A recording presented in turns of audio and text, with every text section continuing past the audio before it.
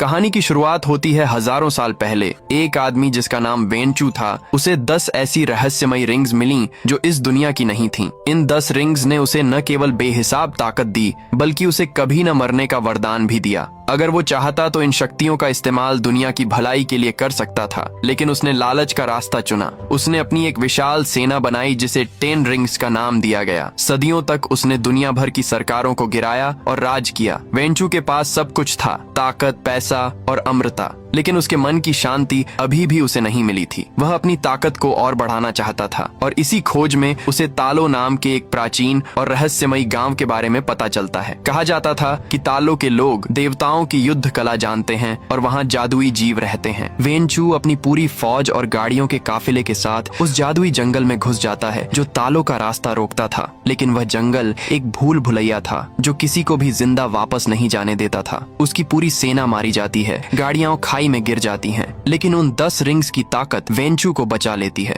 वह अकेला ही आगे बढ़ता है और जंगल के मुहाने पर पहुंचता है। वहां उसकी मुलाकात यिंगली से होती है, जो उस गांव की रक्षक थी। वेनचू को लगा कि अपनी रिंग्स की ताकत से वह इसे आसानी से हरा देगा और गांव में घुस जाएगा, लेकिन यहाँ कुछ ऐसा हुआ जो उसने हजारों सालों में नहीं देखा था। यिंगली ने बिना किसी हथियार के सिर्फ हवा और अपनी आत्मिक शक्ति का इस्तेमाल करके वेनचू को हरा दिया। लड़ते लड़ते उन दोनों को एक दूसरे से प्यार हो गया। तालो के बुजुर्गों ने वेनचू को स्वीकार करने से मना कर दिया क्योंकि उसका अतीत खून से रंगा था। इसलिए यिंगली ने वेनचू के साथ रहने के लिए अपना गांव और अपनी शक्तियां छोड़ दी। वेनचू भी बदल गया। उसने उन 10 रिंग्स को, जिन्होंने उसे हजारों साल तक ताकत दी थी, उतार कर एक संदूक में हमेशा के लिए बंद कर दिया। उसने कसम खाई कि अब वह अपने परिवार के साथ एक आम इंसान की तरह बुढ़ापे तक जिएगा। उनकी जिंदगी में खुशियां तब और बढ़ गईं जब उनके 2 बच्चे हुए, बेटा शांगची और बेटी शालिंग। शांगची अक्सर अपनी माँ से पूछता था कि अगर पिता की रिंग्स इतनी ताकतवर थीं, तो आपने उन्हें कैसे हराया। माँ उसे समझाती कि तालो के लोगों को महान रक्षक ड्रैगन की शक्ति मिलती है और जिसमें अच्छाई होती है वह कुछ भी कर सकता है। यिंगली ने शांगची को एक हरा पेंडेंट दिया और कहा कि अगर कभी तुम रास्ता भटक जाओ तो यह तुम्हें घर ले आएगा। सब कुछ ठीक चल रहा था, लेकिन वेनचू का अतीत उसका पीछा इतनी आसानी से छोड़ने वाला नहीं था। एक दिन जब वेनचू घर पर नहीं था, तब वेनचू के पुराने दुश्मन आयरन गैंग के लोग वहां आ धमके। वे वेनचू से अपने पुराने अपमान का बदला लेना चाहते थे। यिंगली जानती थी कि उसके बच्चे खतरे में हैं, इसलिए उसने शांगची और शालिंग को घर के अंदर सुरक्षित भेज दिया और खुद उन गुंडों का सामना करने के लिए खड़ी हो गई। लेकिन अफसोस की बात यह थी कि यिंगली ने अपना परिवार बनाने के लिए अपनी जादुई शक्तियां त्याग दी थी। वह बहुत बहादुरी से लड़ी, लेकिन शक्तियों के बिना वह आयरन गैंग के इतने सारे आदमियों का सामना नहीं कर सकी और मारी गई। जब वेनचू वापस आया और उसने अपनी पत्नी को मरा हुआ देखा, तो उसके अंदर का इंसान भी उसी पल मर गया। हजारों सालों का वह राक्षस जिसे उसने प्यार के लिए सुला दिया था, वह फिर जाग गया। उसने उसी वक्त संदूक खोला और वो 10 रिंग्स वापस अपने हाथों में पहन ली। इसके बाद उसने अकेले ही आयरन गैंग के ठिकाने पर जाकर सबका कत्लेआम कर दिया। वेनचू अब बदल चुका था। उसने अपने बेटे शांगची को, जो अभी बहुत छोटा था, एक हत्यारा बनाने की ट्रेनिंग देनी शुरू कर दी। जिस उम्र में बच्चों को खिलौनों से खेलना चाहिए, उस उम्र में शांगची के हाथों पर खून और पसीने के निशान थे। वेनचू चाहता था कि उसका बेटा इतना ताकतवर बने कि कोई भी उसे नुकसान न पहुंचा सके। ट्रेनिंग बेहद सख्त और दर्दनाक थी। दूसरी तरफ वेनचू अपनी बेटी शालिंग की तरफ देखता भी नहीं था, क्योंकि उसे लगता था कि वह उसे यिंगली की याद दिलाती है। शालिंग को ट्रेनिंग की इजाजत नहीं थी, लेकिन वह छुप छुप कर अपने भाई को देखते हुए खुद ही मार्शल आर्ट्स सीखती रही। जब शांगची 14 साल का हुआ तो वेनचू ने उसे एक मिशन सौंपा। उसने कहा कि जिसने तुम्हारी माँ को मारा था वह अब बूढ़ा हो चुका है, जाओ और उसे खत्म कर दो, ये तुम्हारा फर्ज है। शांगची अपने पिता के आदेश पर गया और उसने उस आदमी को मार दिया, लेकिन इस घटना ने शांगची को अंदर से तोड़ दिया। उसे एहसास हुआ कि उसके पिता ने उसे एक हत्यारा बना दिया है और यह वह जिंदगी नहीं है जो उसकी माँ उसके लिए चाहती थी। इसलिए मिशन पूरा करने के बाद वह घर वापस नहीं लौटा। वह भागकर सैन फ्रांसिस्को आ गया और वहाँ अपनी पहचान बदलकर शॉन नाम से रहने लगा। कहानी अब वर्तमान समय में आती है, यानी 10 साल बाद। शांगची अब शॉन बनकर एक आम जिंदगी जी रहा है। वह और उसकी सबसे अच्छी दोस्त केटी एक होटल में वैलेट पार्किंग का काम करते हैं। केटी को शांगची के अतीत के बारे में कुछ नहीं पता। वह उसे बस एक साधारण लड़का समझती है जो गाड़ियाँ पार्क करता है और देर रात तक कराओके गाता है। एक सुबह वे दोनों काम एग्जाम पर जाने के लिए बस में चढ़ते हैं। बस में अचानक कुछ अजीब लोग चढ़ते हैं और शांग-ची को घेर लेते हैं। उनमें से एक आदमी शांग-ची के गले में लटके उस हरे पेंडेंट को मांगता है जो उसकी माँ ने उसे दिया था। शांग-ची मना करता है तो वे हमला कर देते हैं। केटी यह देखकर हैरान रह जाती है कि उसका सीधा सादा दोस्त मार्शल आर्ट्स का इतना माहिर खिलाड़ी है। बस के अंदर एक जबरदस्त लड़ाई शुरू हो जाती है। हमला करने वालों में रेजर फिस्ट नाम का एक आदमी भी है जिसका एक हाथ कोहनी से नीचे एक बड़ी सी तेज तलवार में बदला हुआ है। शांग-ची उन गुंडों को बड़ी फुर्ती से मारता है, लेकिन वह अपनी पहचान भी छुपाना चाहता है। लड़ाई के दौरान बस के ब्रेक फेल हो जाते हैं और बस अनियंत्रित होकर शहर की सड़कों पर दौड़ने लगती है। ड्राइवर बेहोश हो जाता है, इसलिए केटी को स्टीयरिंग संभालना पड़ता है। शांग-ची एक साथ दो मोर्चों पर लड़ रहा था। एक तरफ वह रेजर फिस्ट और उसके साथियों से लड़ रहा था और दूसरी तरफ वह बस में बैठे यात्रियों की जान बचा रहा था। बस एक कचरा ट्रक से टकराने वाली होती है, लेकिन शांग-ची अपनी गजब की फुर्ती से बस को मोड़ देता है। लड़ाई के अंत में शांग-ची गुंडों को बस से बाहर तो फेंक देता है, लेकिन रेजर फिस्ट चालाकी से शांग-ची का पेंडेंट छीनने में कामयाब हो जाता है और भाग निकलता है। बस आखिर में रुकती है, लेकिन तब तक आधी बस कट चुकी थी। सांस अटकने वाली इस घटना के बाद शांग-ची और केटी सुरक्षित बच तो जाते हैं, लेकिन शांग-ची के चेहरे पर चिंता साफ दिखाई देती है। उसे समझ आ जाता है कि उसके पिता ने ये गुंडे भेजे थे और वे वह पेंडेंट क्यों चाहते थे। वह पेंडेंट सिर्फ एक गहना नहीं था, बल्कि उसमें कोई राज छुपा था। तभी शांग-ची को एक भयानक ख्याल आता है। उसकी माँ ने ठीक वैसा ही एक और पेंडेंट उसकी बहन शालिंग को भी दिया था। अगर पिता के आदमी उसके पास आए थे तो इसका मतलब है कि वे शालिंग के पास भी जरूर जाएंगे। शांग-ची जानता है कि उसे तुरंत मकाऊ जाना होगा, जहाँ उसकी बहन रहती है, इससे पहले कि 10 रिंग्स के लोग उस तक पहुँचे। शांग-ची केटी को बताता है कि उसका असली नाम शॉन नहीं बल्कि शांग-ची है और जिन लोगों ने हमला किया था वे उसके पिता की सेना के लोग थे। केटी यह सब सुनकर चौंक जाती है कि उसका दोस्त एक अंतरराष्ट्रीय अपराधी संगठन के लीडर का बेटा है। शांग-ची उसे घर जाने के लिए कहता है क्योंकि आगे का रास्ता बहुत खतरनाक है, लेकिन केटी एक सच्ची दोस्त की तरह उसका साथ छोड़ने से मना कर देती है। वह कहती है कि वह भी उसके साथ मकाऊ जाएगी। वे दोनों पहली फ्लाइट पकड़कर मकाऊ के लिए निकल पड़ते हैं। रास्ते में शांग-ची केटी को अपने बचपन की पूरी कहानी बताता है, लेकिन वह एक बात छुपा लेता है। वह केटी को झूठ बोलता है कि 14 साल की उम्र में जब उसे मारने भेजा गया था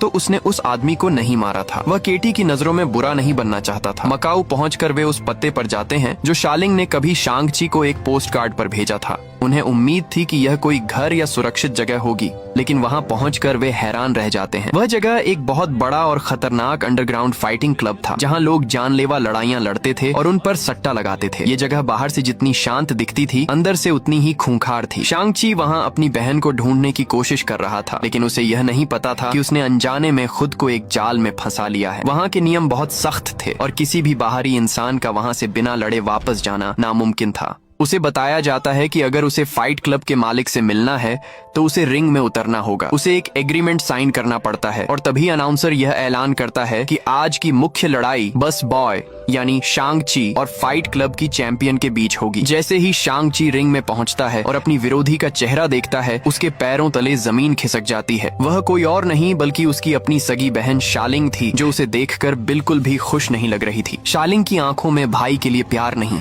बल्कि सालों का गुस्सा और नफरत दिखाई दे रही थी। रिंग के अंदर का माहौल एकदम गर्म था और दर्शकों का शोर आसमान छू रहा था। शांग-ची अभी संभल भी नहीं पाया था कि उसकी बहन शालिंग ने उस पर ताबड़तोड़ हमले शुरू कर दिए। शांग-ची उसे समझाने की कोशिश कर रहा था कि वह उससे लड़ने नहीं आया है, लेकिन शालिंग के लिए यह सिर्फ एक लड़ाई नहीं थी बल्कि सालों का जमा हुआ गुस्सा था जो अब बाहर निकल रहा था। वह अपने भाई पर हर वार पूरी ताकत से कर रही थी, क्योंकि जब उन्हें एक दूसरे की सबसे ज्यादा जरूरत थी तब शांग-ची उसे उस नरक में अकेला छोड़कर भाग गया था। शालिंग की फुर्ती और तकनीक के सामने शांग-ची बेबस नजर आ रहा था, शायद इसलिए भी क्योंकि वह अपनी बहन पर हाथ नहीं उठाना चाहता था। शालिंग ने एक जोरदार किक मारकर शांग-ची को जमीन पर गिरा दिया और मैच वहीं खत्म हो गया। उसे हराने के बाद भी शालिंग की आंखों में भाई के लिए कोई रहम नहीं था। मैच के बाद जब वे दोनों बैक स्टेज मिले तो शांग-ची ने उसे असली खतरे के बारे में बताया। उसने कहा कि पिता के आदमी मेरा पेंडेंट ले जा चुके हैं और अब वे तुम्हारे पेंडेंट के लिए यहाँ आ रहे हैं। शालिंग ने गुस्से में जवाब दिया कि उसे किसी की परवाह नहीं है। तब शांग-ची ने उसे वह पोस्ट कार्ड दिखाया जो उसे मिला था, जिस पर ड्रैगन बना था। ये देखते ही शालिंग समझ गई कि यह पोस्ट कार्ड उसने नहीं भेजा था। यह उन दोनों को एक जगह इकट्ठा करने की पिता की ही एक चाल थी। वेनचू जानता था कि शांग-ची अपनी बहन को बचाने जरूर जाएगा और इस तरह दोनों पेंडेंट उसे एक ही जगह मिल जाएंगे। अभी वे यह बात समझ ही रहे थे कि अचानक वहाँ खतरे का सायरन बजने लगा। 10 रिंग्स के हत्यारे जिन्होंने उस इमारत को घेर लिया था अब खिड़कियां तोड़कर अंदर घुसने लगे। शालिंग के बनाए इस फाइट क्लब में अफरा तफरी मच गई। वेनचू के सैनिक जो अत्याधुनिक हथियारों से लैस थे, हर किसी को मारने लगे। शांग-ची ने भी अपनी फुर्ती दिखाई और उन हथियारों को एक एक करके ढेर करना शुरू किया, लेकिन दुश्मन की संख्या बहुत ज्यादा थी। बचने का एक ही रास्ता था और वह था इमारत के बाहर लगी बांस की मचानों के जरिए नीचे उतरना। यह दृश्य बेहद खतरनाक था क्योंकि वे जमीन से सैकड़ों फीट ऊपर थे और जरा सी चूक का मतलब था सीधी मौत। केटी, जिसे ऐसी लड़ाइयों की आदत नहीं थी, वह बहुत डरी हुई थी। शांग-ची उसे हिम्मत देते हुए बांस की मचानों पर चलने के लिए कहता है, लेकिन तभी डेथ डीलर वहां आ पहुंचता है। डेथ डीलर 10 रिंग्स का वही खूंखार ट्रेनर था जिसने बचपन में शांग-ची को बेइंतहा दर्द दिया था। हवा में लटकती उन बांस की डंडियों पर एक जानलेवा लड़ाई शुरू हो गई। शांग-ची और डेथ डीलर एक दूसरे पर वार कर रहे थे, जबकि नीचे गहरी खाई उनका इंतजार कर रही थी। केटी का पैर फिसलता है और वह गिरते गिरते बचती है। वह बांस को पकड़े हवा में झूल रही थी।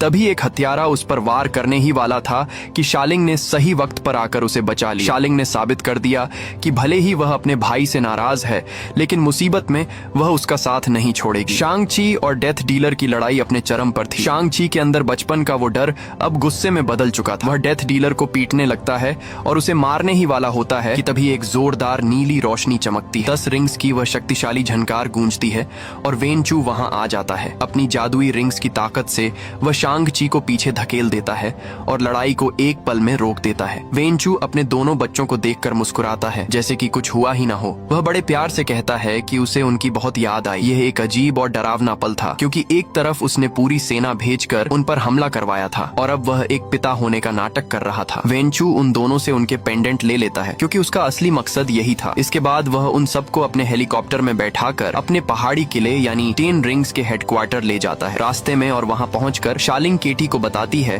कि कैसे बचपन में जब शांग-ची ट्रेनिंग करता था तो उसे लड़कियों होने की वजह से ट्रेनिंग की इजाजत नहीं थी। वेनचू का मानना था कि लड़कियां कमजोर होती हैं, लेकिन शालिंग ने हार नहीं मानी थी। उसने छुपकर हर वह दांव सीखा जो शांग-ची को सिखाया जाता था और खुद को उससे भी बेहतर योद्धा बना लिया। उसने 16 साल की उम्र में घर छोड़ दिया था और अपनी खुद की दुनिया बनाई थी ताकि वह अपने पिता के साए से बाहर निकल सके। किले में पहुंचने के बाद वेनचू सबके लिए एक शानदार डिनर का आयोजन करता है। वह मेज पर बैठा बिल्कुल सामान्य बातें कर रहा था जैसे कि ये कोई खुशहाल पारिवारिक मिलन हो। शांग-ची उससे पूछता है कि उसने उन्हें ढूंढा कैसे। वेनचू बड़े इत्मीनान से बताता है कि उसकी नजर हमेशा उन पर थी। उसे पता था कि शांग-ची 10 साल से क्या कर रहा है और शालिंग ने मकाऊ में क्या बनाया है। वह कहता है कि अब वक्त आ गया है कि वे दोनों अपने पिता के साथ खड़े हों और अपने असली मकसद को पूरा करें। शांग-ची साफ मना कर देता है कि वह वापस हत्यारा नहीं बनेगा। इस पर वेनचू उन्हें एक पवित्र कमरे में ले जाता है जो उनकी माँ यिंगली की याद में बनाया गया था। वहां वह उन दोनों पेंडेंट्स को एक ड्रैगन की मूर्ति की आंखों में फिट कर देता है।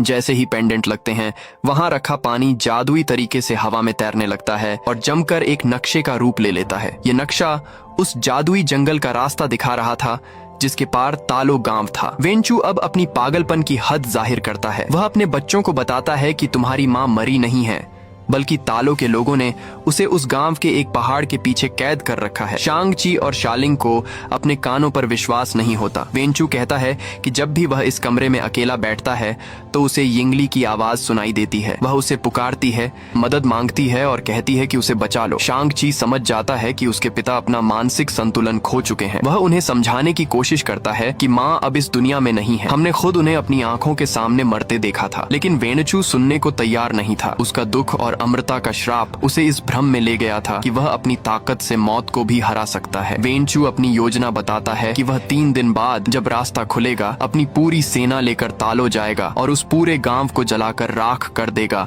ताकि वह अपनी पत्नी को आजाद करा सके। वह अपने बच्चों से कहता है कि मैं तुम्हें यहाँ इसलिए लाया हूँ ताकि तुम अपनी माँ को वापस लाने में मेरी मदद करो। शालिंग पूछती है कि अगर गांव वालों ने हमें रोकने की कोशिश की तो। वेनचू की आंखों में शैतानी चमक आ जाती है और वह कहता है कि जो भी हमारे रास्ते में आएगा वह मारा जाएगा। शांग-ची चिल्लाकर कहता है कि वह ऐसा नहीं होने देगा। वह अपने पिता के इस पागलपन में शामिल होकर निर्दोष लोगों का खून नहीं बहाएगा। वेनचू को अपने बच्चों से न सुनने की आदत नहीं थी। अंधेरी काल कोठरी में बंद होकर शांग-ची को अपनी बेबसी पर गुस्सा आ रहा था। उसे पता था कि अगर वेनचू तालो पहुंचा तो वह न केवल उस गांव को खत्म कर देगा बल्कि शायद कोई ऐसी मुसीबत भी जगा देगा जिसे दुनिया संभाल नहीं पाएगी। शालिंग भी निराश थी कि वह फिर से उसी पिंजरे में कैद हो गई है जिससे वह भाग निकली थी। वे वहाँ से निकलने का रास्ता खोज ही रहे होते हैं कि तभी उन्हें अंधेरे में किसी के बड़बड़ाने की आवाज सुनाई देती है। वे चौंक जाते हैं कि इस सुनसान कैद खाने में उनके अलावा और कौन हो सकता है। जब वे आवाज की दिशा में जाते हैं तो उन्हें वहाँ एक अजीब सा आदमी मिलता है। वह आदमी कोई और नहीं बल्कि ट्रेवर स्लेटरी था, एक पुराना अभिनेता जिसने कभी दुनिया के सामने मंडारिन नाम के आतंकवादी होने का नाटक किया था। वह वहाँ अकेला नहीं था, उसके साथ एक अजीब सा बिना चेहरे वाला 4 पैरों और पंखों वाला छोटा सा जीव भी था जिसे वह मॉरिस कहता था। ट्रेवर बताता है कि वेंचू ने उसे मारने के लिए यहाँ लाया था, लेकिन उसकी एक्टिंग देखकर वेंचू को हंसी आ गई और उसने उसे अपना दरबारी विदूषक बना लिया। तब से वह यहीं कैद है और हर हफ्ते वेंचू के लिए नाटक करता है। ये मुलाकात बहुत अजीब थी, लेकिन ट्रेवर और उसका साथी मॉरिस उनकी उम्मीद की आखिरी किरण बनने वाले थे। मॉरिस कोई साधारण जानवर नहीं था, वह तालों की दुनिया का ही एक जीव था और वह जानता था कि तालों तक सुरक्षित कैसे पहुंचा जाए। ट्रेवर कहता है कि मॉरिस उन्हें एक ऐसे गुप्त रास्ते से ले जा सकता है जो वेंचू के नक्शे में भी नहीं है। लेकिन सवाल यह था कि वे इस अभेद्य किले से बाहर कैसे निकलेंगे। समय बहुत कम था क्योंकि वेंचू अपनी सेना तैयार कर रहा था और अगर वे उससे पहले तालों नहीं पहुंचे तो सब कुछ खत्म हो जाएगा। काल कोठरी के उस अंधेरे कोने में ट्रेवर और उसका अजीबोगरीब साथी मॉरिस इन तीनों के लिए उम्मीद की आखिरी किरण बनकर सामने आए थे। ट्रेवर ने बताया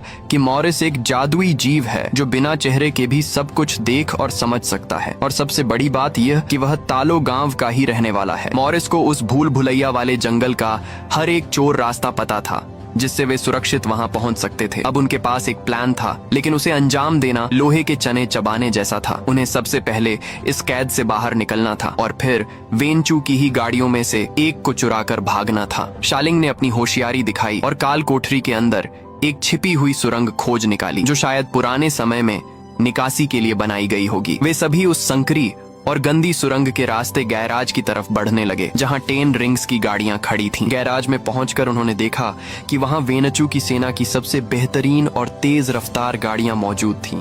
उन्होंने एक जीप को चुना, लेकिन इससे पहले कि वे उसे स्टार्ट कर पाते वहां मौजूद गार्ड्स को उनकी भनक लग गई। सायरन बज उठा और पूरा किला जाग गया। 10 रिंग्स के सैनिक हर तरफ से उन पर टूट पड़े। शांग-ची और शालिंग ने फिर से मोर्चा संभाला। एक तरफ वे गार्ड से लड़ रहे थे और दूसरी तरफ ट्रेवर और केटी गाड़ी स्टार्ट करने की कोशिश कर रहे थे। एक बड़ी मुसीबत तब आई जब उन्हें पता चला कि बाहर का मुख्य दरवाजा बायोमेट्रिक लॉक से बंद है जो सिर्फ फिंगरप्रिंट से खुलता है। दुश्मन की गोलियां और हमले तेज होते जा रहे थे।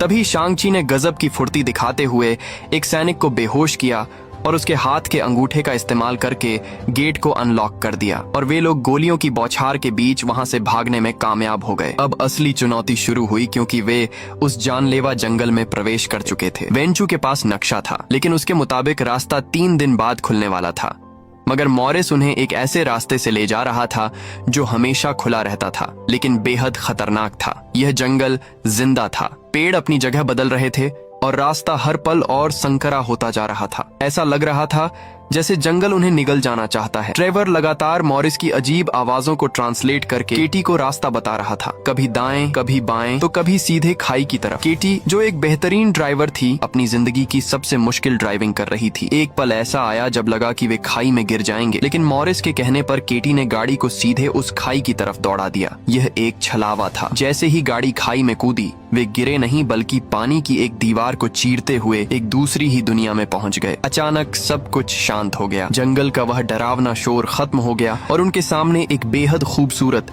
और चमत्कारी दुनिया थी। तालो गांव किसी सपने जैसा था। वहाँ हवा में रंग बिरंगे फोनिक्स पक्षी उड़ रहे थे, 9 पूंछ वाली लोमड़ियां घूम रही थीं और अजीबोगरीब जादुई जानवर शांति से रह रहे थे। वेंचू की आधुनिक दुनिया और बंदूकों से दूर यह जगह प्रकृति और जादू का एक अद्भुत संगम थी। लेकिन गांव के लोगों ने जब बाहरी लोगों को आते देखा तो वे स्वागत के लिए नहीं बल्कि हमले के लिए तैयार हो गए। गांव के योद्धाओं ने उनकी गाड़ी को चारों तरफ से घेर लिया। शांग-ची ने उन्हें समझाने की बहुत कोशिश की कि वे दुश्मन नहीं हैं, लेकिन गांव वाले किसी भी बाहरी इंसान पर भरोसा करने को तैयार नहीं थे। माहौल तनावपूर्ण हो गया और लड़ाई शुरू होने ही वाली थी कि तभी भीड़ में से एक महिला आगे आई। उसने एक ही इशारे में सबको रोक दिया। वह महिला यिंग नैन थी, यिंग ली की छोटी बहन और शांग-ची शालिंग की मौसी। यिंग नैन ने अपने बहन के बच्चों को तुरंत पहचान लिया। उसकी आंखों में गुस्सा नहीं बल्कि प्यार और अपनापन था। उसने उन्हें बताया कि तालो के लोग बाहरी दुनिया से क्यों कटे हुए हैं। यह गांव सिर्फ एक रिहायशी इलाका नहीं था बल्कि एक जेल जेल का पहरेदार भी था। यिंग नैन उन्हें गांव के दूसरे छोर पर ले गई, जहां एक विशाल और डरावना काला द्वार बना हुआ था। वह द्वार ड्रैगन की खाल जैसी मजबूत परतों से ढका हुआ था और उसके पीछे से अजीब सी मनहूस आवाजें आ रही थीं। यिंग नैन ने उन्हें उस भयानक सच से रूबरू कराया जिसके बारे में वेंचू को कोई खबर नहीं थी। उसने बताया कि हजारों साल पहले इस द्वार के पीछे एक भयानक राक्षस, अंधेरे का हैवान, कैद किया गया था। यह राक्षस और उसकी सेना, जिसे आत्मा भक्षक कहा जाता है, इंसानों की रूह को खा जाते हैं। जितनी ज्यादा रूहें वे खाते हैं उतने ही ज्यादा ताकतवर होते जाते हैं। उस समय इस राक्षस ने पूरी दुनिया को लगभग खत्म ही कर दिया था, लेकिन तब महान रक्षक ड्रैगन ने तालों के लोगों की मदद की और अपनी जादुई शक्ति से इस राक्षस को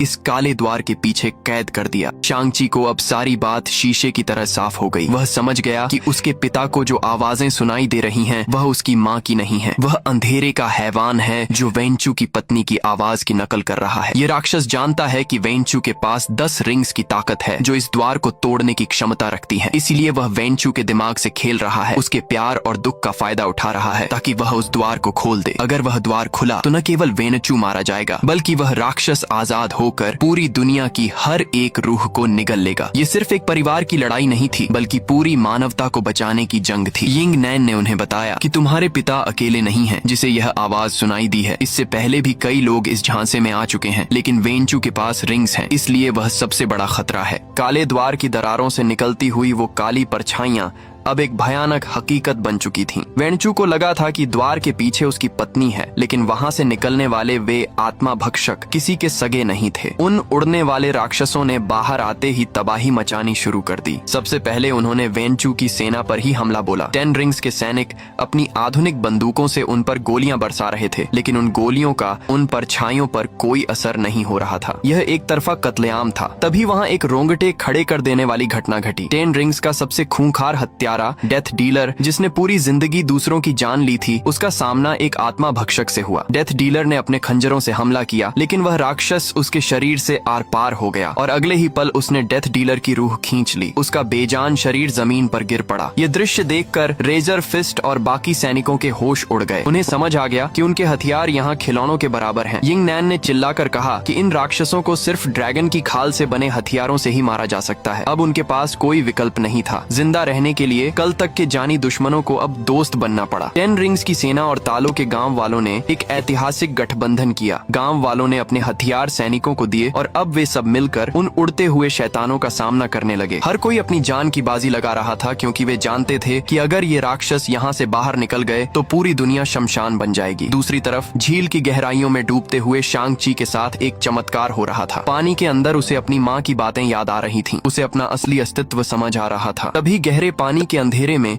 एक विशाल आकृति उभरी। वह महान रक्षक ड्रैगन था जो सदियों से सोया हुआ था, लेकिन अब अपने रक्षकों की पुकार सुनकर जाग उठा था। शांग-ची ने ड्रैगन की आंखों में देखा और उसे डर नहीं बल्कि एक अजीब सी शक्ति महसूस हुई। पानी की सतह पर अचानक एक जोरदार धमाका हुआ और पानी की ऊंची लहरों के बीच से वह विशालकाय सफेद और लाल ड्रैगन आसमान की तरफ बढ़ा। शांग-ची उस ड्रैगन की पीठ पर सवार था। यह नजारा इतना भव्य था कि एक पल के लिए युद्ध के मैदान में सब कुछ थम सा गया। शांग-ची अब वह डरा हुआ लड़का नहीं था, वह एक योद्धा बनकर लौटा था। शांग-ची ड्रैगन से कूदकर सीधा अपने पिता वेंचू के सामने उतरा। वेंचू अभी भी उस द्वार को तोड़ने में लगा था। शांग-ची ने अपने पिता को रोकने की कोशिश की, लेकिन वेंचू सुनने को तैयार नहीं था। बाप और बेटे के बीच अब निर्णायक लड़ाई शुरू हुई। इस बार शांग-ची का लड़ने का तरीका बदल चुका था। उसने अपनी मुट्ठियां नहीं बांधी थीं। वह अपने पिता के हर वार को ताकत से नहीं बल्कि अपनी माँ की सिखाई हुई तकनीक से रोक रहा था। वह हवा की तरह बह रहा था। वेंचू ने अपनी रिंग्स से जोरदार हमले किए, लेकिन शांग-ची ने बड़ी चालाकी से उन रिंग्स को अपने नियंत्रण में लेना शुरू कर दिया। जैसे ही रिंग्स शांग-ची के पास आईं, उनका रंग बिजली जैसे नीले से बदलकर सुनहरा हो गया। ये इस बात का सबूत था कि शांग-ची के इरादे नेक थे। देखते ही देखते शांग-ची ने 10 रिंग्स अपने पिता से छीन ली और वेंचू को निहत्था कर दिया। वेंचू जमीन पर गिरा हुआ था और शांग-ची के पास वह मौका था जिसके लिए उसने पूरी जिंदगी तैयारी की थी। वह उन रिंग्स से अपने पिता को खत्म कर सकता था, जैसा कि उसके पिता ने उसे सिखाया था। लेकिन शांग-ची ने ऐसा नहीं किया। उसने उन रिंग्स को जमीन पर फेंक दिया और कहा, मैं आप जैसा ऐसा नहीं हूँ। वह अपने परिवार को तो बचाना चाहता था, लेकिन अपने पिता का कातिल बनकर नहीं। इसी भावुक पल में उस काले द्वार के पीछे से वह हुआ जिसका सबको डर था। वेनचू की रिंग्स की चोट ने द्वार को इतना कमजोर कर दिया था कि अंधेरे का हैवान उसे तोड़क कर बाहर निकल आया। वह एक विशालकाय और घिनौना राक्षस था जिसके कई हाथ और डरावना चेहरा था। बाहर आते ही उसने सबसे पहले वेनचू को अपनी चपेट में ले लिया। राक्षस के चंगुल में फंसते ही वेनचू की आंखों से वह पर्दा हट गया जो दुख और लालच ने डाला था। उसने देखा कि वहाँ उसकी पत्नी नहीं बल्कि मौत खड़ी है। उसने अपने बेटे शांग-ची को देखा जो उसे बचाने के लिए आगे बढ़ रहा था। अपनी आखिरी सांसों में वेनचू ने एक पिता का फर्ज निभाया। उसने अपनी बची हुई ताकत से उन 10 रिंग्स को अपने बेटे की तरफ धकेल दिया। उसने अपनी विरासत, अपनी ताकत, सब कुछ शांग-ची को सौंप दिया। अगले ही पल उस हैवान ने वेनचू की रूह खींच ली और उसका शरीर बेजान होकर गिर पड़ा। वेनचू का अंत हो गया, लेकिन उसका बलिदान व्यर्थ नहीं गया। शांग-ची ने हवा में उड़ती हुई उन रिंग्स को पहन लिया। अब उसके पास अपने पिता की ताकत और अपनी माँ का दिल दोनों थे। अब लड़ाई उस महादानव और शांग-ची के बीच थी। वह हैवान और ज्यादा ताकतवर हो गया था क्योंकि उसने वेनचू की शक्तिशाली रूह को निगल लिया था। वह सीधे महान रक्षक ड्रैगन की तरफ बढ़ा क्योंकि वह जानता था कि सिर्फ ड्रैगन ही उसे रोक सकता है। हैवान ने ड्रैगन को जकड़ लिया और उसकी रूह चूसने लगा। अगर ड्रैगन मर जाता तो तालो और पूरी दुनिया का विनाश तय था। शांग-ची और शालिंग ने पूरी ताकत लगा दी। शालिंग भी ड्रैगन की पीठ पर चढ़कर उस राक्षस से लड़ रही थी, लेकिन वह राक्षस बहुत विशाल था। स्थिति हाथ से निकलती जा रही थी। ड्रैगन कमजोर पड़ता जा रहा था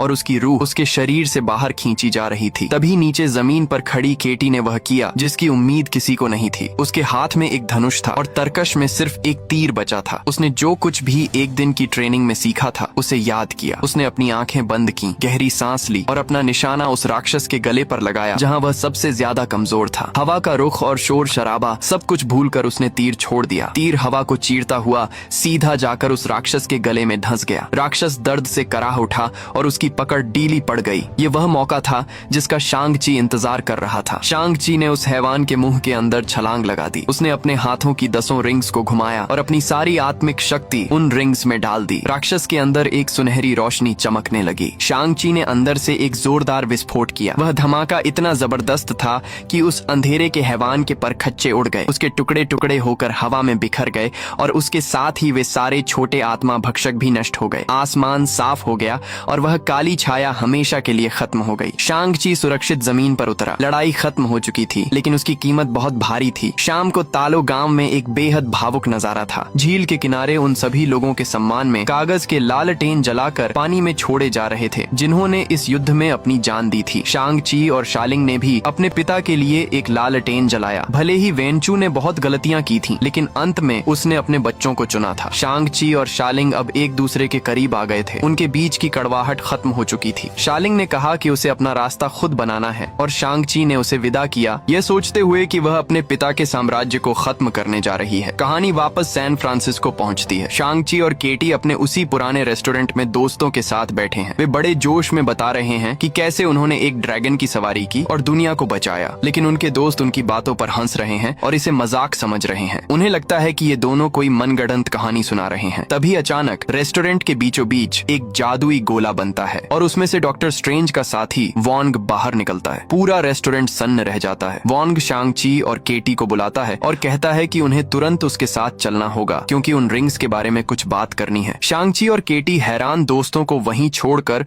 उस पोर्टल के जरिए एक नई दुनिया में कदम रखते हैं। फिल्म के अंत में हमें एक और बड़ा सरप्राइज मिलता है। शालिंग अपने पिता के किले में वापस जाती है। शांग-ची को लगा था कि वह 10 रिंग्स संगठन को बंद करने गई है, लेकिन शालिंग वहाँ की नई लीडर बन जाती है। वह अपने पिता के सिंहासन पर बैठती है, लेकिन इस बार वहाँ का माहौल बदला हुआ है। अब वहाँ लड़कियों को भी ट्रेनिंग दी जा रही है। शालिंग ने 10 रिंग्स को अपने तरीके से चलाने का फैसला किया है। यहीं पर यह जबरदस्त कहानी खत्म होती है, लेकिन यह मार्वल सिनेमैटिक यूनिवर्स के एक नए युग की शुरुआत है। अगर आपको ये कहानी पसंद आई तो वीडियो को लाइक करें, चैनल को सब्सक्राइब करें और एक प्यारा सा कमेंट करें। धन्यवाद।